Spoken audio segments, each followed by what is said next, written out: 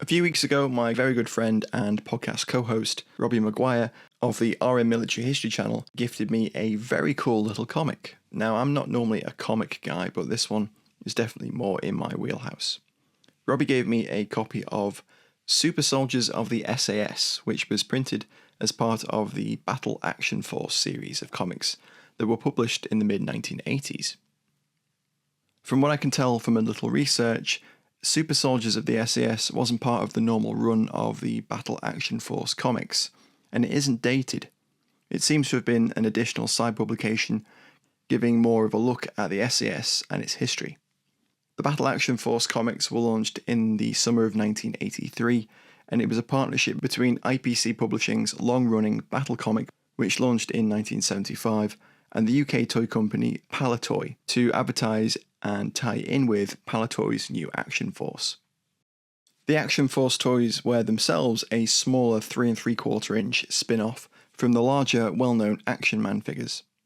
Palitoy launched the Action Force toys in 1982, and these included the SAS Trooper and the SAS Frogman, and over time a whole SAS team was sold.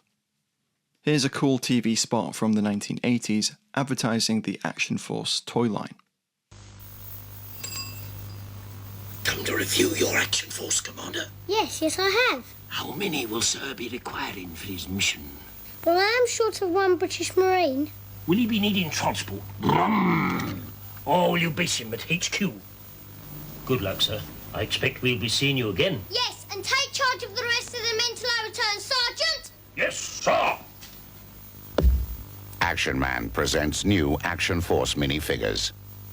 Super Soldiers of the SAS came at the very height of the SAS's 1980s notoriety, in the wake of the Iranian embassy siege in 1980 and the Falklands War in 1982. The comic is brilliantly illustrated and gives a brief history of the SAS and their role, with illustrations of the Iranian embassy siege, Malaya, the Falklands, and operations in Oman, including a very cool illustration of the Siege of Merbat. There's a section on weapons of the SAS featuring an AR-18, L7 GPMG, MP5, and of course the Browning High Power. If you haven't already, check out my earlier video on the SAS's use of extended magazines with their Browning High Powers.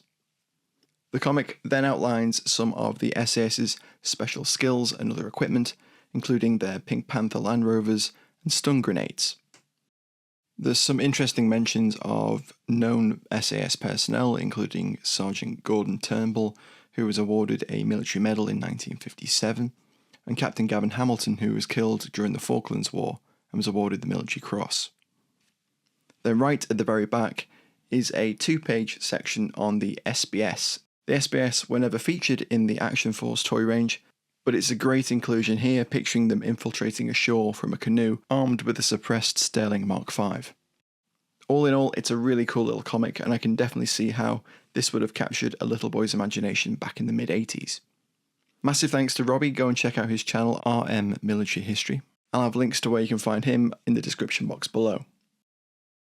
Thanks for watching. This was something just a little bit different. I thought this one might be a fun one to share today, as the 5th of May marks the 44th anniversary of Operation Nimrod, the assault which ended the Iranian embassy siege. Don't forget to like, comment, share and subscribe, and if you'd like to support us you can do so via Patreon or the History of Weapons and War app. Information on those in the description box below. Thanks again for watching, catch you next time.